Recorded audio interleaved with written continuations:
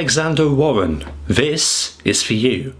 Hello faithful viewers and welcome to the first review I'm going to try and film in the new office, and at the request of a subscriber I am looking at the X-Robots and a Toxic Robot from the franchise of Action Man. You can check out several other Action Man reviews on the channel in the playlist, but yeah, here we are with these guys. These are some of the main villains toward the end of the Action Man run, in like the last 1 or 2 years of it, I want to say. If you had the British comic like I did, or the magazine rather, these guys are all over it everywhere. In every issue, good old Action Man would go up against a plethora of X-Robots, or later Toxic Robots, as well as Dr. X and No-Face and all of his goons, and as you would expect, chaos ensues. We did get action figures of these robots in, as you can see, various different colours. We can see a red version, a black version, a silver version, and there is an orange Toxic Robot Torva Black. There also exists, from my memory, a green X-Robot variant, a blue X-Robot variant. They were very, very, very rare. I think the green one came out in a 2-pack. With an Action Man, and I don't know for certain where the blue one came from. I've seen it in person. I wish I had it, but alas I don't. So these are the only ones I have. And as regards the Toxic Robot, in the comics there was a silver version, and then in terms of toys, later down the line I think it was repurposed with different face sculpts. There was a red version and a black version, I believe, but it was after my time. Let's have a look at all of these one at a time in greater detail. This is the red X-Robot, and it's probably the most common variant to be found, and is certainly the first one I ever got. I really like the X-Robots. They are troop builders, they are collectibles. Get so many of them, you've got an army.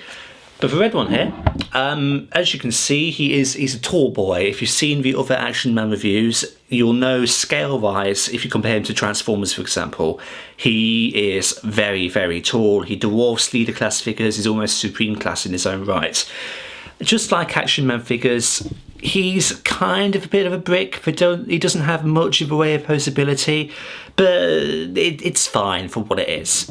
In terms of detail, if we try and zoom in, you'll notice that I'm doing all of this from a different angle now, so I hope to God that the microphone is picking up my voice. But if we zoom in and have a look at a lot of his detail, he has a yellow green sort of painting for his face. Whether some colour degradation's gone on here over time, I'm not entirely sure. These guys spend a lot of their time in a box, to be fair, so they are away from the elements that could harm them.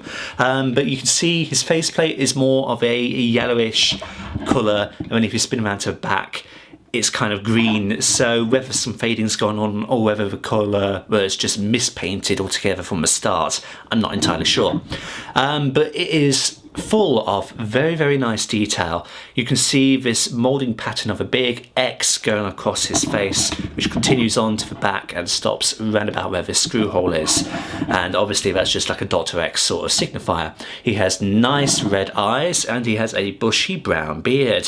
His face is in like a grimace growling sort of feature. You can see blooded teeth there, that's really nice. A little bit of silver of his endoskeleton pops through, but we'll explore that a bit later. Kind of like a black collar here, that's where the faceplate plugs in, but again we'll colour that later. Black tubing protrudes from the top of his head all the way to the back there, as it does on his arm and as it does on the chest. The tubing is subject to warping over time. In an ideal world it'd be kept down like that, but as you can see this guy, it folds up on itself now. That could be subject to how I've had him stored, or it could just be the elements and time affecting him. Make of it what you will. If we continue to pan down, really nice detailing of the chest. You've got all of these spikes everywhere and some nice grooves coming down. We have I want to call this like a power brick sort of thing. It's a push button. Again, we will have a look at it later. We're going to spin him round to the back, and you'll notice he has a 310. This is his unit designation, and a lot of the X-Robots and Toxic Robots have different numbers to one another. But I have a feeling from memory, and I will confirm this in a bit, that all of these guys reuse numbers. There's 2 specific number variations, I think, that were kept reused, because obviously they've reused the molds for all of these. You'll see this green push button. This is the thing that alludes to everything that I have been alluding to. That sentence made better sense in my head. But this is the feature, or the main gimmick of the figure.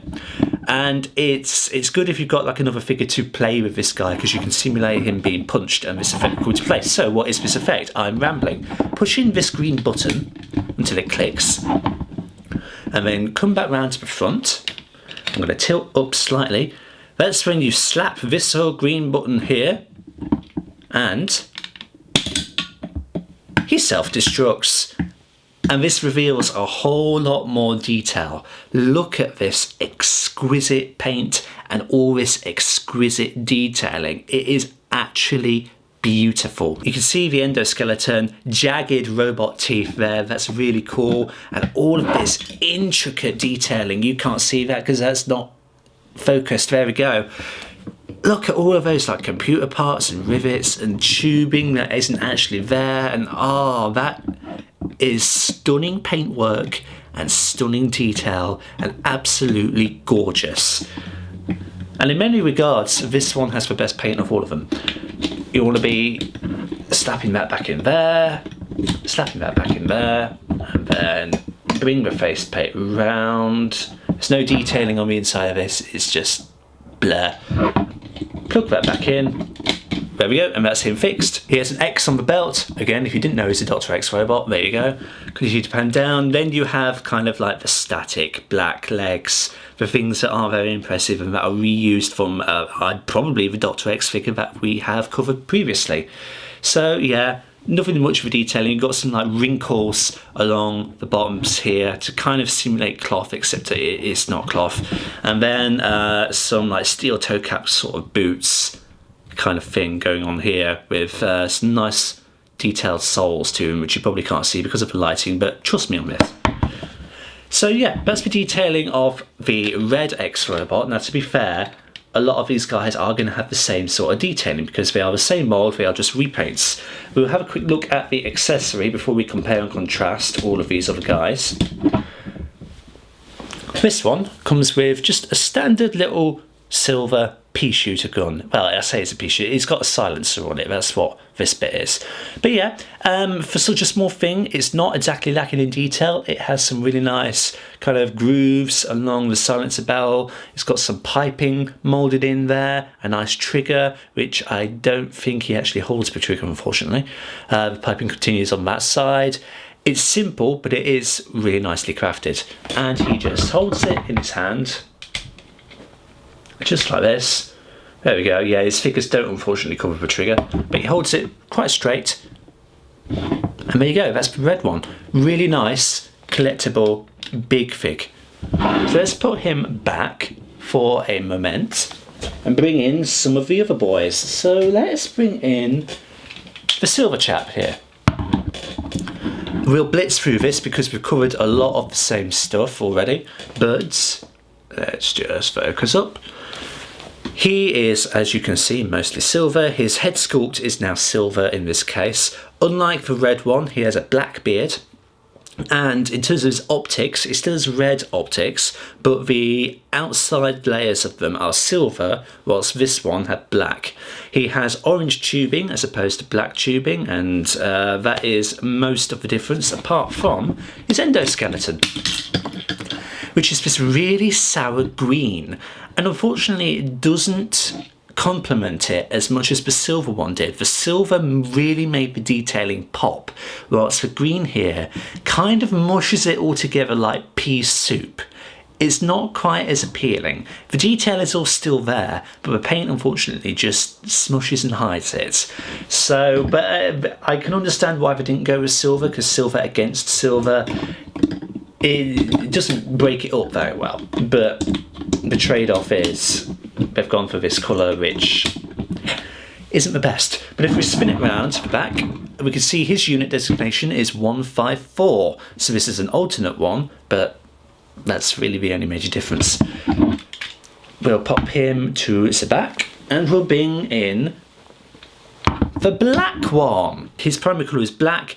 His head sculpt is completely grey on both sides. He is, I think, yellowing a bit, so this is the elements getting to him on there. He has red optics with the black borders to them again, so similar to this guy, black piping. He has a gold gun this time, which is really, really nice. He's the only one to have a gold gun.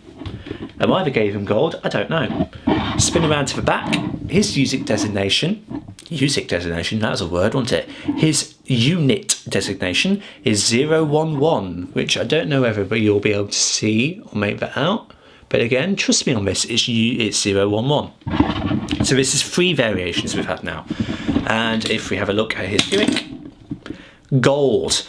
And this pops just as well as the silver. The green is the weakest one, but gold and silver, molto bene.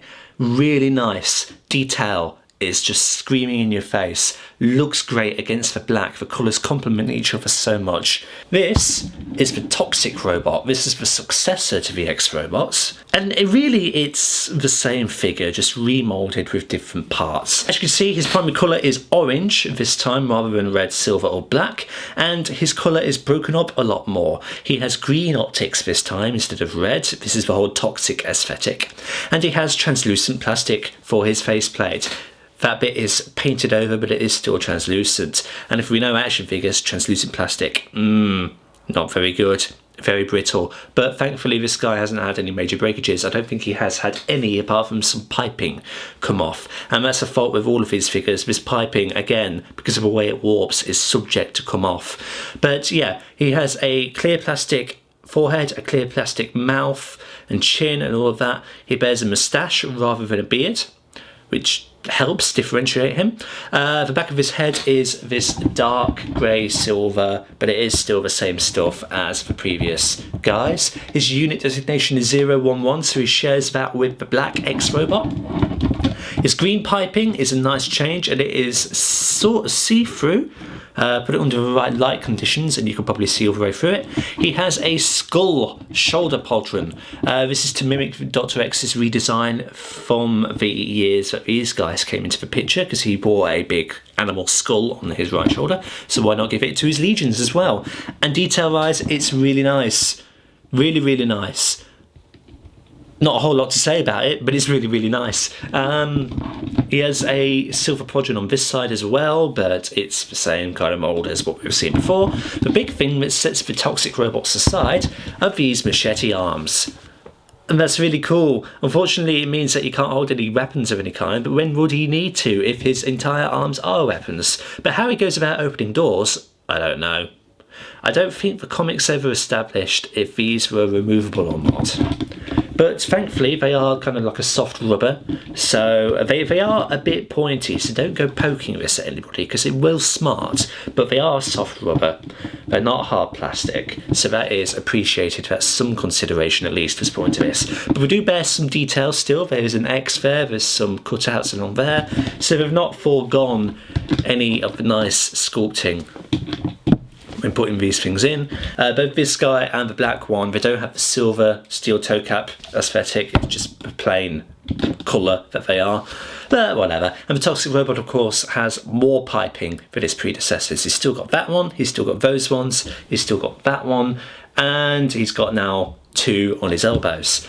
He has a black power box, he's still got the X moulding below it. If we do his feature, he's painted a gunmetal grey instead of silver or green or gold, and it still does manage to make the colour pop, but it's not as eye-catching as the silver or the gold versions. So this is maybe the second weakest iteration, but hey-ho. In terms of articulation, there's not a lot going on here. The heads can't move because of the way that they plug into the body, but the arms can go all the way round, and I've dislocated that. How have I done that? That's weird. The arms can go a whole 360 at the shoulder. In terms of a bend, they have about a 90-degree bend like that, so that's quite impressive for the sort of figure it is. But that's it. They've got no swivel of any kind, no other further rotation. It's literally just the elbow and the shoulder. In terms of the legs, they can kick up only about that far. They can kick back about that far, so that's not very impressive. In terms of the spread though, they have a beautiful spread. That's very impressive. In terms of the knees, they can kick about that far back, which is just below 90 degrees, so that's decent. And then in terms of ankle, we've got a bit of up and down rotation there, but no swivel of any kind. So just like the Action Man figures, they are a bit more, well, they are like static blocks, but they are a bit more staticky. However, the Toxic Robot has an advantage here because it has, whilst having all of that same articulation, it's got upper arm swivel, which is something these ones don't have. So you can put off some more dynamic poses with this guy. But it's not saying a lot, because unfortunately, while this guy here has, from first glance, the same articulation on this arm, it doesn't. It's fused in place. I've never been able to rotate it. And I don't think it's fused in place to accommodate this, because this plugs in at the shoulder. So why this has been glued just solid, I don't know. But it's always been like that. It's not had a breakage or anything there, from my memory. Just for a very, very, very quick size comparison, here they are against a Transformer. This is Leader Class Energon Megatron, and you can see they dwarf him.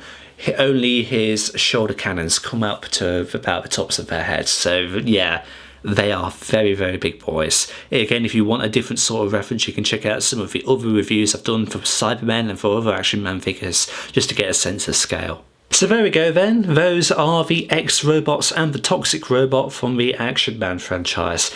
Pretty nice to have on the shelf. They are very nice display pieces, and they are good toys, just as they are. If you have other Action Man figures or big figs in the same kind of scale category, they are nice and fun to play with. They are a very good troop builder sort of thing. A bit like the Stormtroopers or Viacons or Battle Droids, anything that has an army potential to it. They're very fun to get, they're very fun to display. Detailing wise is beautiful. Paint job wise, really nice on them as well. I do recommend getting X-Robots and Toxic Robots, and ultimately at the end of the day, once I figure out what I'm doing with all of the big figs that I've got, these guys will probably be the only ones I have. I do intend to keep them. I do really enjoy them. A lot of my childhood was spent trying to collect as many of these as I can.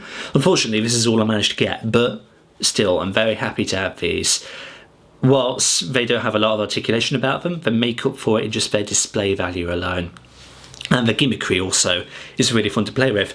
So that's the X-Robots and the Toxic Robots. I do recommend them. Thank you everybody so much for stopping by and checking out this video. Like and subscribe if you haven't already, and share this video around to help out the channel. And until the next time, see you all later.